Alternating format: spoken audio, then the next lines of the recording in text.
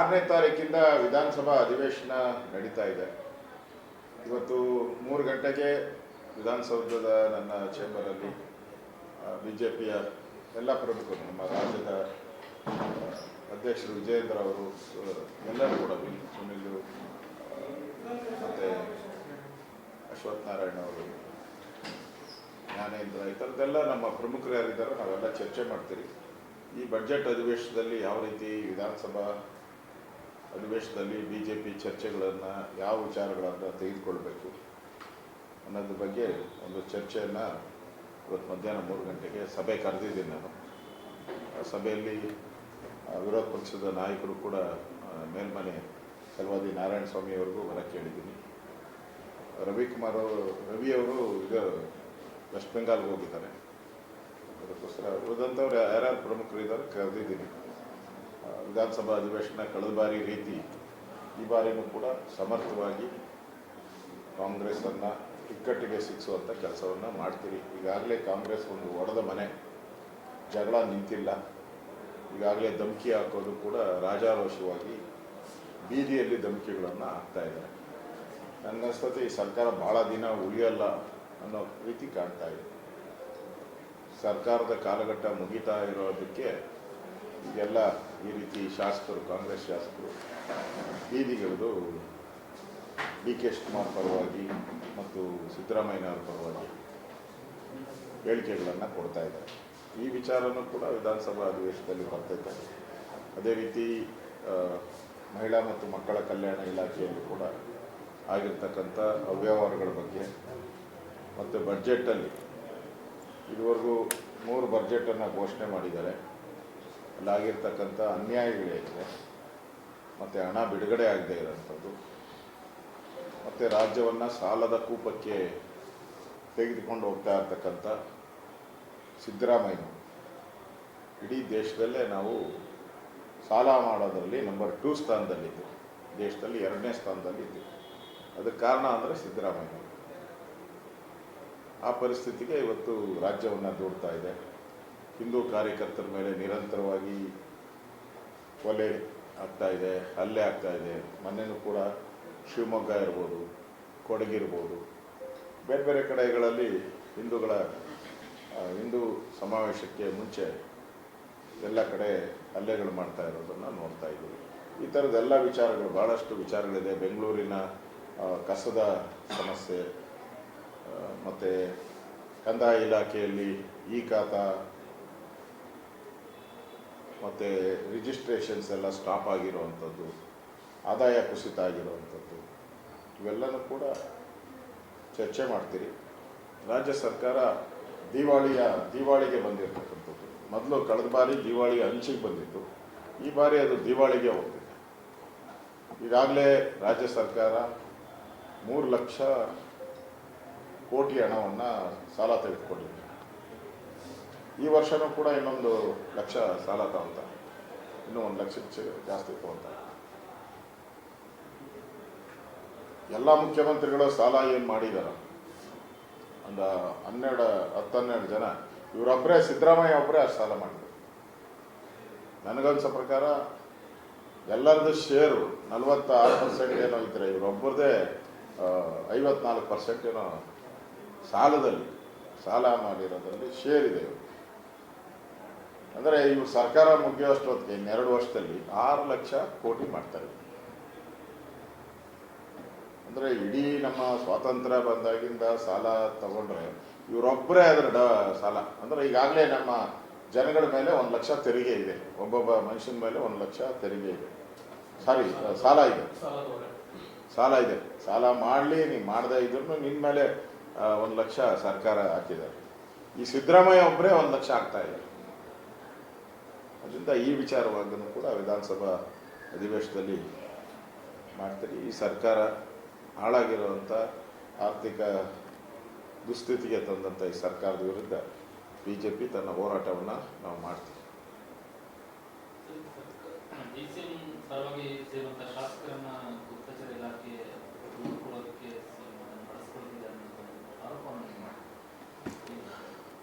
ಈಗಾಗಲೇ ಯಾರ್ಯಾರು DK ಶಿವಕುಮಾರ್ ಪರವಾಗಿದ್ದಾರೆ ಅವರ ಅವರ ಚಲನವಲಯಗಳನ್ನು ನೋಡುವಂಥದ್ದಕ್ಕೆ ಮುಖ್ಯಮಂತ್ರಿಗಳು ಒಬ್ಬ SP ನೇತೃತ್ವದ ಒಂದು ತಂಡವನ್ನೇ ಮಾಡಿದ್ದಾರೆ. ಈಗ ಕುಮಾರಸ್ವಾಮಿ ಬೇರೆ ಬೇರೆ ಅಪೋಸಿಷನ್ ಅವ್ರಿಗೆ ಹೆಂಗೆ SITಗಳನ್ನು ಮಾಡ್ತಾಯಿದ್ರು, ಇವ್ರಿಗೊಂದು SIT ಮಾಡಿದ್ದಾರೆ. ಕಾಣದ SIT, ಇವೆಲ್ಲ ಕಾಣುವ SIT, ಆದೇಶ ಮಾಡಿ SIT ಮಾಡಿದ್ದಾರೆ. ಇದು ಆದೇಶ ಇಲ್ಲದೆ ಮಾಡ್ತಾ ಇದ್ದಾರೆ. ಯಾರ್ಯಾರು ಹೋಗ್ತಾರೆ, ಎಲ್ಲೆಲ್ಲಿ ಸೇರ್ತಾರೆ, ಇವು ಫೋನ್ಗಳಲ್ಲಿ ಏನೇನು ಮಾತಾಡ್ತಾರೆ, ಫೋನ್ ಟ್ಯಾಪಿಂಗ್ ಅಂತಲೇ ಹೇಳ್ಬೋದು ಮಾಡ್ತಾ ಇದ್ದಾರೆ. ಮತ್ತು ಅವ್ರ ಕ್ಷೇತ್ರದ ಅನುದಾನಗಳನ್ನು ಕೂಡ ಕಡಿತ ಮಾಡುವಂಥ ಒಂದು ಕೆಲಸವನ್ನು ಸಿದ್ದರಾಮಯ್ಯ ಮತ್ತು ಅವರ ತಂಡದವರು ಮಾಡ್ತಾ ಇದ್ದಾರೆ. ಹೀಗಾಗಿ ಪತ್ತೆ ಹಚ್ಚಕ್ಕೆ ಅವ್ರದ್ದೇ ಒಂದು ತಂಡ ಮಾಡ್ಕೊಂಡಿದ್ದಾರೆ. ಅದೊಂದು SIT, ಕಾಣದ SIT, ಕಣ್ಣಿಗೆ ಕಾಣದ SIT.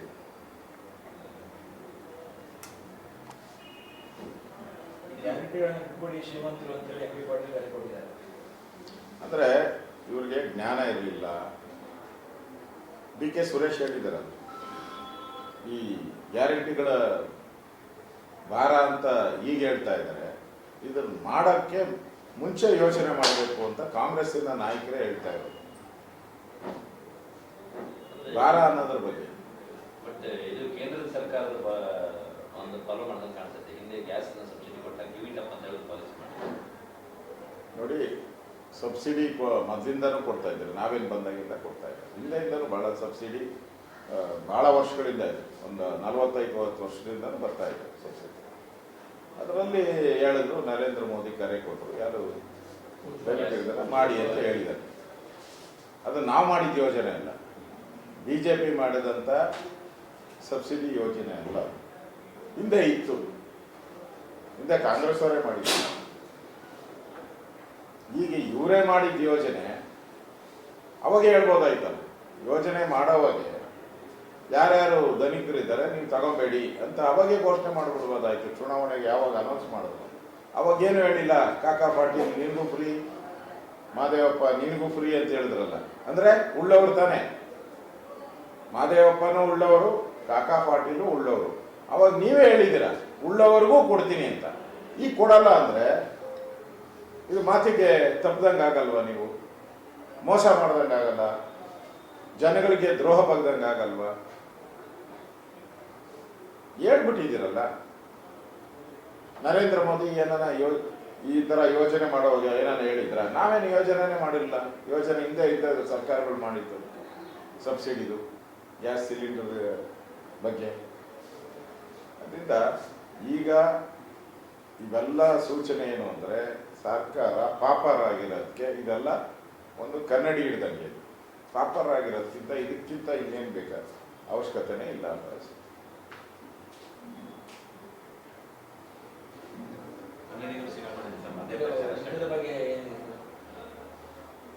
ಈಗ ಯುದ್ಧ ನಡೀತಾ ಇರೋವಂಥದ್ದು ಎಲ್ಲರಿಗೂ ಒಂದು ರೀತಿ ಆಘಾತ ಆಗಿದೆ ಮತ್ತು ಭಯ, ಕಳವಳ. ಯಾಕಂದರೆ ಇಡೀ ನಮ್ಮ ಭಾರತದ ಜನ, ಭಾಳಷ್ಟು ಜನ ಗಲ್ಫ್ ಕಂಟ್ರೀಸ್ಗಳಲ್ಲಿ ಕೆಲಸ ಮಾಡ್ತಾ ಇದ್ದಾರೆ, ಉದ್ಯೋಗ ಆಗಿದೆ, ಪ್ರವಾಸಕ್ಕೆ ಹೋಗಿದ್ದಾರೆ, ಈ ಥರದ್ದೆಲ್ಲ ಇದೆ. ಇಲ್ಲಿ ಖೊಮೇನಿ ಒಂದು ಡೆಮೋಕ್ರಸಿ ಇರುವಂಥ ರಾಜ್ಯದ ಪ್ರತಿನಿಧಿ ಅಲ್ಲ, ಅವರೊಬ್ಬ ಸರ್ವಾಧಿಕಾರಿ. ಖಮೀನಿ ಸರ್ವಾಧಿಕಾರಿ. ಚುನಾವಣೆ ಇಲ್ಲದೇನೆ ಅವರು 35-36 ವರ್ಷ ರಾಜ್ಯಭಾರ ಮಾಡಿದ್ದಾರೆ. ಅಂದರೆ ಧರ್ಮದ ಆಧಾರದಲ್ಲಿ ಆಡಳಿತ ಮಾಡ್ತಾ ಇರುವಂಥ ಒಂದು ದೇಶ ಅದು. ಈಗ ಅವ್ರು ಟಾರ್ಗೆಟ್ ಮಾಡ್ತಾ ಇರುವಂಥದ್ದು ಯಾವುದು? ಸುನ್ನಿ ಮತ್ತು ಶಿಯಾ, ಇದನ್ನು ಟಾರ್ಗೆಟ್ ಮಾಡ್ತಾ ಇದ್ದಾರೆ. ಅವರು ಅಮೆರಿಕಾದ ಮೇಲೆ ಯುದ್ಧ ಮಾಡ್ತಾ ಇಲ್ಲ, ಇಸ್ರೇಲ್ ಮೇಲೆ ಕ್ಷಿಪಣಿಗಳನ್ನು ಹಾಕಿದ್ರೆ ಇದು ಯುದ್ಧ ಬೇರೆ ರೀತಿ ಅರ್ಥ ಆಗೋದು. ಇವ್ರು ಮಾಡ್ತಾ ಇರುವಂಥದ್ದು ಅವರ ಪಕ್ಕದ ರಾಜ್ಯಗಳು ಯಾವ ಮುಸ್ಲಿಂ ದೇಶಗಳಿದೆ ಆ ದೇಶದ ಮೇಲೆ ದಾಳಿ ಮಾಡ್ತಾ ಇದ್ದಾರೆ. ಇದು ಎಷ್ಟು ಸರಿ?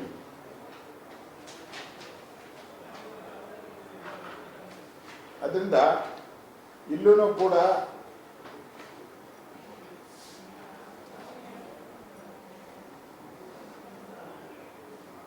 ಇರಾನ್ನಲ್ಲಿ ಆಂತರಿಕ ದಂಗೆನೂ ಕೂಡ ಆಗಿದೆ. ಈಗಾಗಲೇ ಕಳೆದ 4-5 ತಿಂಗಳಿಂದ ಆಂತರಿಕ ದಂಗೆನೂ ಆಗಿದೆ.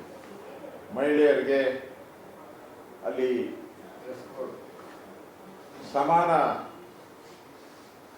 ಅವಕಾಶಗಳಿಲ್ಲ, ಮಾನ್ಯತೆ ಇಲ್ಲ, ಮಹಿಳೆಯರನ್ನ ಕೀಳಾಗಿ ಕಾಣ್ತಾ ಇದ್ದಾರೆ,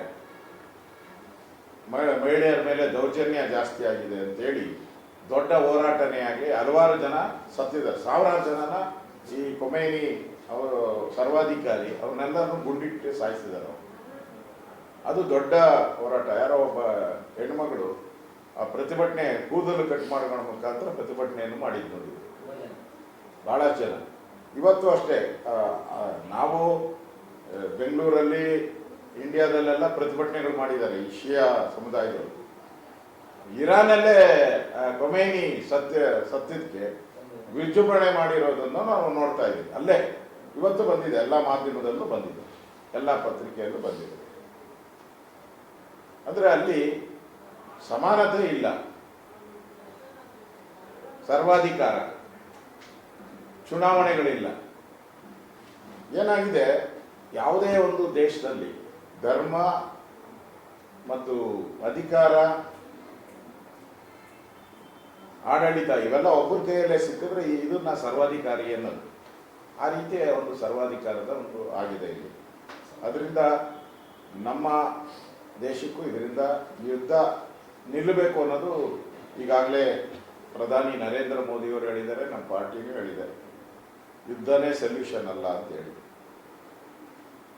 ಮತ್ತೆ ನಮ್ಮ ಯಾರ್ಯಾರು ಸಿಕ್ಕಾಕೊಂಡಿದ್ದಾರೆ ನಮ್ಮ ದೇಶದವರು, ನಮ್ಮ ಕನ್ನಡಿಗರು, ಅವರೆಲ್ಲ ಸೇಫ್ಟಿಯಾಗಿ ಇರೋ ರೀತಿ ನರೇಂದ್ರ ಮೋದಿಯವರು ಈಗಾಗಲೇ ಆ ದೇಶದ ಪ್ರಧಾನಿಗಳ ಜೊತೆ, ಅಲ್ಲಿ ಅಧಿಕಾರಿಗಳ ಜೊತೆ ಮಾತಾಡಿದ್ದಾರೆ. ನಮಗೆ ನಮ್ಮ ದೇಶದ, ಅದರಲ್ಲೂ ಕನ್ನಡಿಗರ ಪ್ರಾಣ ಮತ್ತು ಅವರ ಸೇಫ್ಟಿ ಭಾಳ ಇಂಪಾರ್ಟೆಂಟು. ನಾವು ಕೂಡ ನಮ್ಮ ಕೇಂದ್ರದ ನಾಯಕರಿಗೆ ಈ ಏನು ತೊಂದರೆ ಆಗದಂಗೆ ಅವರೆಲ್ಲ ಮರಳಿ, ಯಾರ್ಯಾರು ಟೂರಿಸ್ಟ್ಗಳು ಹೋಗಿದಾರೋ ಅವರೆಲ್ಲರೂ ಮರಳಿ ವಾಪಸ್ ಬರೋ ರೀತಿ, ಮತ್ತು ಅಲ್ಲಿರೋರು ಯಾರು ವಾಪಸ್ ಬರ್ತೀನಿ ಅಂತಾರೋ ಅವ್ರಿಗೆ ಬರೋವಂಥದ್ದಕ್ಕೆ ಈಗಾಗಲೇ ಉನ್ನತ ಮಟ್ಟದ ಒಂದು ಸಭೆನೂ ಕೂಡ ಆಗಿದೆ. ಕೇಂದ್ರ ಸರ್ಕಾರ ಈಗಾಗಲೇ ಹಿಂದೆ ಭಾಳಷ್ಟು ದೇಶಗಳಲ್ಲಿ ಯುದ್ಧ ಆದಾಗ, ರಷ್ಯಾ ಮತ್ತು ಉಕ್ರೇನ್ ಯುದ್ಧ ಆದಾಗೂ ಕೂಡ ನಮ್ಮ ವಿದ್ಯಾರ್ಥಿಗಳೆಲ್ಲ ಅಲ್ಲಿಂದ ತೊಗೊಂಬಂದಿದ್ದಾರೆ. ಬೇರೆ ಬೇರೆ ದೇಶದಲ್ಲಿ ಈ ಸಲ ಸಮಸ್ಯೆ ಆದಾಗ ಪ್ರಧಾನಿ ನರೇಂದ್ರ ಮೋದಿಯವರು ಇನಿಷಿಯೇಟ್ ಮಾಡಿ ಅಲ್ಲಿಂದ ವಾಪಸ್ ತಂದಿರೋ ಒಂದು ರೆಕಾರ್ಡು ಇದೆ. ಆ ದೃಷ್ಟಿಯಿಂದ ನರೇಂದ್ರ ಮೋದಿಯವರು, ಕೇಂದ್ರ ಸರ್ಕಾರ ಇವ್ರನ್ನ ಸೇಫ್ಟಿಯಾಗಿ ವಾಪಸ್ ತರ್ತಾರೆ ಅನ್ನೋ ವಿಶ್ವಾಸ ನಮಗೂ ಇದೆ. ನಾವು ಕೂಡ ಪಾರ್ಟಿ ಲೆವೆಲಲ್ಲಿ ಇದನ್ನು ಕೇಂದ್ರದ ನಾಯಕರ ಗಮನಕ್ಕೆ ತರ್ತೀವಿ. ಒಂದು ಕಡೆ ಖಮೇನಿ ಹತ್ಯೆಯನ್ನು ಕಾಣಿಸಿ ರಾಜ್ಯದಲ್ಲೂ ಶ್ರದ್ಧಾಂಜಲಿ ಆಗಿದೆ, ಪ್ರತಿಭಟನೆಗಳು ಕೂಡ ಆಗಿದೆ. ಪ್ರತಿಭಟನೆ ಅಂತ ಬಂದಾಗ ಅದು ಫ್ರೀಡಮ್ ಪಾರ್ಕ್ ಅಲ್ಲಿ ಮಾತ್ರ ಅನ್ನುವಂಥದ್ದು ಇದೆ. ಆದರೆ ಶಾಸಕ ಹ್ಯಾರಿಸ್ ಅವರು ಅವರ ಕ್ಷೇತ್ರ ರಸ್ತೆಗಳಲ್ಲಿ ಪ್ರತಿಭಟನೆಗಳನ್ನು ಮಾಡಿದ್ದಾರೆ. ಸೊ ಯಾಕೆ ಒಬ್ಬರೊಬ್ಬರೊಂದು ಮತ್ತೊಬ್ಬರೊಂದು ಬಗ್ಗೆ ದೂರ ಕೂಡ ದಾಖಲಿಸ್ತಾರೆ. ಖೊಮೈನಿ ಒಬ್ಬ ಸರ್ವಾಧಿಕಾರಿ, ಅದೆಲ್ಲ ಮಾಧ್ಯಮದಲ್ಲೂ ಬಂದಿದೆ. ಇಲ್ಲಿ ಪ್ರೊಟೆಸ್ಟ್ ಮಾಡಿದವರು ಒಂದು ರೀತಿ ಕಾನೂನನ್ನು ಉಲ್ಲಂಘನೆ ಮಾಡಿ ಅವರು ಒಂಥರ ಸರ್ವಾಧಿಕಾರಿಯ ಧೋರಣೆಯನ್ನೇ ಮಾಡಿದ್ದಾರೆ ಅಷ್ಟೆ. ಏನು ವ್ಯತ್ಯಾಸ ಇಲ್ಲ. ಅವ ಏನು ಹೇಳ್ಕೊಟ್ಟಿದ್ದಾನೋ ಅದೇ ರೀತಿ ಇವರು ಮಾಡಿದ್ದಾರೆ ಅಷ್ಟೆ. ಇದರಲ್ಲೇನು ವ್ಯತ್ಯಾಸ ಏನು ನನಗೇನು ಅನಿಸಲ್ಲ. ಮಾಡಬಾರ್ದಾಗಿತ್ತು. ರಿಜಿಸ್ಟ್ರೇಡ್ ಪೊಲಿಟಿಕಲ್ ಪಾರ್ಟಿಗೂ ಮಾಡೋಕ್ಕೆ ಅವಕಾಶ ಇಲ್ಲ. ಅಂಥದ್ದನ್ನು ಇವರು ಕಾನೂನನ್ನು ಕೈಗೆ ತಗೊಂಡು ಮಾಡಿರೋವಂಥದ್ದು ಅಕ್ಷಮ್ಯ ಅಪರಾಧ. ಅವ್ರ ಮೇಲೆ ಕ್ರಮ ಆಗಬೇಕು ಅಂತ ಆಗ್ರಹವನ್ನು ಮಾಡ್ತೀವಿ. ಸಿಎಂ ಹೇಳಿದ್ದಾರೆ ಮೈಸೂರಲ್ಲಿ ಖಮೇನಿ ಹತ್ಯೆ ಮಾಡಬಾರ್ದಾಗಿತ್ತು, ನಾನು ಅದನ್ನು ಖಂಡಿಸ್ತೀನಿ. ಅದು ಕಾಂಗ್ರೆಸ್ ಅವರ ಸ್ಟ್ಯಾಂಡ್. ಅದು ಕಾಂಗ್ರೆಸ್ ಅವರು, ನಾವು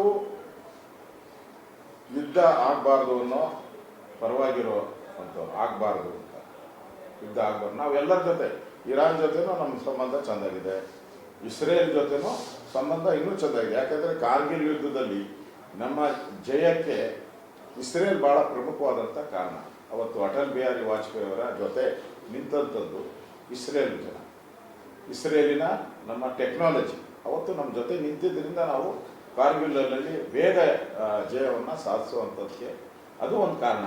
ಅದರಿಂದ ಅವ್ರ ಜೊತೆ ನಮ್ಮ ಸಂಬಂಧನೂ ಚೆನ್ನಾಗಿದೆ. ಅದರಿಂದ ನಾವು ಯಾವುದೇ ದೇಶವನ್ನು ಎರಡೂ ದೇಶದಲ್ಲಿ ನಾವು ವಿರೋಧಿಗಳಲ್ಲ. ಇಸ್ರೇಲ್ಗೂ ವಿರೋಧಿಗಳಲ್ಲ, ಇರಾನ್ಗೂ ವಿರೋಧಿಗಳಲ್ಲ. ಯಾಕಂದರೆ ಅಲ್ಲಿಂದ ನಾವು ಕ್ರೂಡ್ ಆಯಿಲ್ನ ತರಿಸ್ಕೊತಾ ಇದ್ವಿ. ರೂಪಾಯಿ ಇದರಲ್ಲಿ ವ್ಯವಹಾರ ಶುರು ಮಾಡಿದ್ದೆ ಖಮೇನಿ ಭಾರತದ ಜೊತೆಯಲ್ಲಿ ಡಾಲರ್ ಬಿಟ್ಟು ಭಾರತದ ರೂಪಾಯಿಯಲ್ಲಿ ವ್ಯವಹಾರ ಮಾಡಿದ್ದೆ ಖಮೇನಿ. ಅದರಿಂದಲೇ ನಮ್ಮ ಸಂಬಂಧ ಚೆನ್ನಾಗಿದೆ. ನಾವೇನೋ ಖೊಮೇನಿಗೆ ವಿರೋಧ ಇಲ್ಲ. ನಾವು ಅವರ ಆಡಳಿತ, ಅಲ್ಲಿನ ಸರ್ವಾಧಿಕಾರಿ ಆಡಳಿತ ಅವ್ರಿಗೆ ಸಂಬಂಧಪಟ್ಟಿದ್ದು. ಆದರೆ ವ್ಯಾವಹಾರಿಕ ಸಂಬಂಧದಲ್ಲಿ ನಮಗೂ ಇರಾನ್ಗೂ ಒಳ್ಳೆಯ ಸಂಬಂಧ ಇತ್ತು, ಪ್ರಶ್ನೆನೇ ಇಲ್ಲ. ನಾವೇನು ಯುದ್ಧಕ್ಕೆ ಬೆಂಬಲವನ್ನು ನಮ್ಮ ಕೇಂದ್ರ ಸರ್ಕಾರ ಮಾಡಿಲ್ಲ, ಯುದ್ಧಕ್ಕೆ ಬೆಂಬಲ ಮಾಡಲ್ಲ, ಮಾಡೂ ಇಲ್ಲ. ಕರ್ನಾಟಕ ಸರ್ಕಾರ ತೆಗೆದುಕೊಂಡಿರುವಂತಹ ಕ್ರಮಗಳನ್ನು ಸಮಾಧಾನದ ರೀತಿಯ ಪ್ರಾಧಿಕಾರ ಇರ್ಬೋದು, ಕನ್ನಡಿಗರನ್ನು ವಾಪಸ್ ಕರೆತರುವಂತಹ ರಾಜ್ಯ ಸರ್ಕಾರ ತೆಗೆದುಕೊಂಡಿರುವಂತಹ ಕ್ರಮಗಳು ಸಮಾಧಾನಕರವಾಗಿದೆಯಾ? ಇಲ್ಲ, ರಾಜ್ಯ ಸರ್ಕಾರ ಇನ್ನೂ ಆ ಕ್ರಮದ ಬಗ್ಗೆ ಇನ್ನೂ ಕಾಂಕ್ರೀಟಾಗಿ ಏನು ಆಚೆ ಬಂದೇ ಇಲ್ಲ. ಡಿಸಾಸ್ಟರ್ ಮ್ಯಾನೇಜ್ಮೆಂಟಿಂದ ಈಗಾಗಲೇ ಕೇಂದ್ರಕ್ಕೆ ಪತ್ರ ಬರೆದಿದ್ದೀನಿ ಅಂತ ಹೇಳಿದ್ದಾರೆ ಅಷ್ಟೇ. ಅಷ್ಟು ಬಿಟ್ಟರೆ ಬೇರೆ ಏನು ಸುದ್ದಿ ಇಲ್ಲ ಅಂತ ಅನಿಸುತ್ತೆ. ಅದರಿಂದ ನನಗೆ ಅನಿಸೋ ಪ್ರಕಾರ ಇಲ್ಲಿಂದ ಒಂದು ಸ್ವತಃ ಮುಖ್ಯಮಂತ್ರಿಗಳು, ಉಪಮುಖ್ಯಮಂತ್ರಿಗಳು ಹೋಗಿ ಪ್ರಧಾನಮಂತ್ರಿಗಳನ್ನು, ಕೇಂದ್ರದ ರಕ್ಷಣಾ ಸಚಿವರನ್ನು ಭೇಟಿ ಮಾಡಿ ನಮ್ಮ ಕನ್ನಡಿಗರ ಸೇಫ್ಟಿ ಬಗ್ಗೆ ಮನವರಿಕೆ ಮಾಡಿ ಅವ್ರನ್ನ ಕರೆಸುವಂಥ ಪ್ರಯತ್ನಕ್ಕೆ ಚಾಲನೆ ಕೊಟ್ಟರೆ ಒಳ್ಳೆಯದು ಅಂತ ನನ್ನ ಸಲಹೆ ಅಷ್ಟೇ. ಮಾರ್ಚ್ 6ರಿಂದ ಗುತ್ತಿಗೆದಾರರು ಪ್ರತಿಭಟನೆ ಕರೆ ಕೊಟ್ಟಿದ್ದಾರೆ. ಅಂದರೆ ಎಲ್ಲ ರಾಜ್ಯ ಸರ್ಕಾರ ಕೊಟ್ಟಂಥ ಗಡುವನ್ನು ಮೀರಿ ರಾಜ್ಯ ಸರ್ಕಾರ ಅವರು ಯಾವುದೇ ರೀತಿಯಾದಂಥ ಹಣ ಬಿಡುಗಡೆ ಮಾಡಿಲ್ಲ. ಸೊ ಅಂದರೆ ಗುತ್ತಿಗೆ ಸಂಪೂರ್ಣ ಕಾಮಗಾರಿ ನಿಲ್ಲಿಸ್ತೀವಿ ಎಂದು ಕೂಡ ರಾಜ್ಯ ಸರ್ಕಾರ ತಲೆ ಕೆಡಿಸ್ಕೊಂಡಿಲ್ಲ ಅನ್ನೋದು ಇದರಿಂದ ಸ್ಪಷ್ಟ ಆಗುತ್ತೆ. ಇಲ್ಲ, ಇನ್ನು ಜನ ಕಾಂಟ್ರಾಕ್ಟರ್ಗಳು, ನೌಕರರು ಕಾದು ಸಾಕಾಗ್ಬಿಟ್ಟಿದೆ. 3 ವರ್ಷ ಕಾದು ನೋಡಿದ್ರು, ಯಾವುದೇ ಸಮಸ್ಯೆಗೆ ಪರಿಹಾರ ಮಾಡಲಿಲ್ಲ. ಅವರ ಮ್ಯಾನಿಫೆಸ್ಟೋಗಳಲ್ಲಿ ಏನೇನು ಹೇಳಿದ್ರು ಅದರಲ್ಲಿ 10% ಈಡೇರಿಕೆ ಮಾಡಿಲ್ಲ. ಮಾತತ್ರ ಸಿದ್ದರಾಮಯ್ಯ 100ಕ್ಕೆ 100% ಅಂತ ಇದೆ. ನಾನು ವಿಧಾನಸಭಾ ಅಧಿವೇಶನದಲ್ಲಿ ಅದೆಲ್ಲ ಪ್ರಸ್ತಾವ ಮಾಡ್ತೀನಿ. ನಾನು ಈಡೇರಿಸೇ ಇಲ್ಲ. ಈಗ ಕಾಂಟ್ರಾಕ್ಟರ್ಗಳು 35,000 ಕೋಟಿ ಹಣ ಬರಬೇಕು ಅಂತ ಹೇಳಿದ್ರೆ ಅದನ್ನು BJP ಸರ್ಕಾರ ನಮ್ಮ ಬ್ಯಾಲೆನ್ಸ್ ಉಳಿಸೋಗಿತ್ತು ಸುಬು ಬೀಳ್ತಾರೆ. ನಾನು ಸಿದ್ದರಾಮಯ್ಯನ ಕೇಳ್ತೀನಿ, ಅಪ್ಪ ಪುಣ್ಯಾತ್ಮ, ನೀನು ಅಧಿಕಾರ ಬಿಟ್ಟು ಹೋದಲ್ಲ, BJPಗೆ ಅಧಿಕಾರ ಬಂತಲ್ಲ, ಅವಾಗ ಎಷ್ಟು ಬಿಟ್ಟು ಹೋಗಿದ್ದೆ ಅದನ್ನು ಹೇಳು. ಅದನ್ನು ಹೇಳ್ಬಿಟ್ಟು ಆಮೇಲೆ ನಮ್ದು ಹೇಳು. ನೀನು ಮಾತ್ರ ಏನು ನಮಗೇನು ಲಾಭ ಮಾಡಿಕೊಟ್ಟು ಹೋಗಿದ್ದೆ? ನೀ ಮಾಡಿದಾಗ 23,000 ಕೋಟಿ ಸಾಲ ಇತ್ತು. BJP ತಲೆ ಮೇಲೆ ಹಾಕಿ ಹೋಗಿದ್ದು 23,000 ಕೋಟಿ ಏನೋ ಅಂದಾಜು. ನೀನು ನಮ್ಮ ತಲೆ ಮೇಲೆ ಹಾಕ್ಬಿಟ್ಟು ಈಗ BJP ಹಾಕ್ಬಿಟ್ಟು ಹೋದ್ರಂತೆ. ಫಸ್ಟ್ ಟೈಮ್ ಕೋವಿಡ್ ಅಂತ ಸಂಕಷ್ಟದ ಸ್ಥಿತಿಯಲ್ಲಿ ಇಡೀ ಪ್ರಪಂಚನೇ ಆರ್ಥಿಕ ದುಸ್ಥಿತಿಗೆ ಬಂದಿತ್ತು, ಪ್ರಪಂಚ. ಅಂಥದ್ರಲ್ಲಿ ಕೋವಿಡ್ ಆದಮೇಲೆ ಬಸವರಾಜ ಬೊಮ್ಮಾಯಿ ಸರ್ಪ್ಲಸ್ ಬಜೆಟ್ ಮಾಡಿದ್ದಾರೆ. ನಿಮ್ಗೆ ಆ ಯೋಗ್ಯತೆ ಇದೆಯಾ? 3 ಬಜೆಟ್ ಮಾಡಿದ್ದೀರ, 3 ಬಜೆಟ್. ನೀವು 3 ಬಜೆಟನ್ನು ಡಿಫಿಷಿಯೇಟ್ ಬಜೆಟ್. ಯಾಕೆ ಬೊಮ್ಮಾಯಿ ಮಾಡ್ದಂಗೆ ಮಾಡಿದ್ದನ್ನು ನೀವು ಕಂಟಿನ್ಯೂ ಮಾಡೋಕ್ಕೆ ಯಾಕೆ ಆಗಲಿಲ್ಲ? ನಿಮ್ಗೆ ಯೋಗ್ಯತೆ.